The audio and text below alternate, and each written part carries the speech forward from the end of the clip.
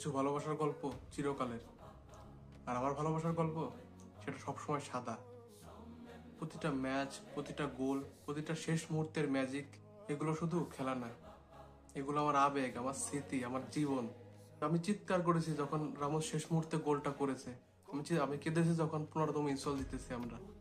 আর আমি পাগলের মতো উদযাপন করছি প্রতিটা ইম্পসিবল কামব্যাককে। কারণ আমি শুধু একজন সাধারণ ফ্যান না, আমি একজন মাদ্রিদিস্তা। এর ভিতরে আমার দল হারছে, জিতছে, কিন্তু একটা জিনিস কখনো কমতে হয় না, সেটা হলো আমার বিশ্বাস এই দলের প্রতি। পিএসজি, চেলসি, ম্যান সিটি সবাইকে হারিয়েছি আমরা। কারণ রিয়াল মাদ্রিদ শুধু একটা ক্লাব না, এটা একটা পরিবার, একটা আবেগ, একটা দীর্ঘ বিশ্বাস। এই ভ্যালেন্টাইন ডেতে সবাই যখন নিজেদের ভালোবাসা সেলিব্রেট করছে, আমিও করছি।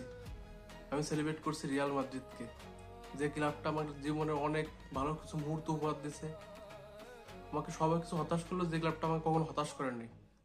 আমি সেই রিয়াল মাদ্রিদকে আজকে সেলিব্রেট করছি ভালোবাসা দিবসে। একটা জিনিস আমি জানি যে আমি সব জায়গা থেকে আমার মন খারাপ হয়ে আসলেও রিয়াল মাদ্রিদ কোনোদিন আমার মন খারাপ রাখতে দেবে না, কখনোই না। আলা মাদ্রিদ ইন দ্য মাস, happy Valentine day Real Madrid, the only love of my life.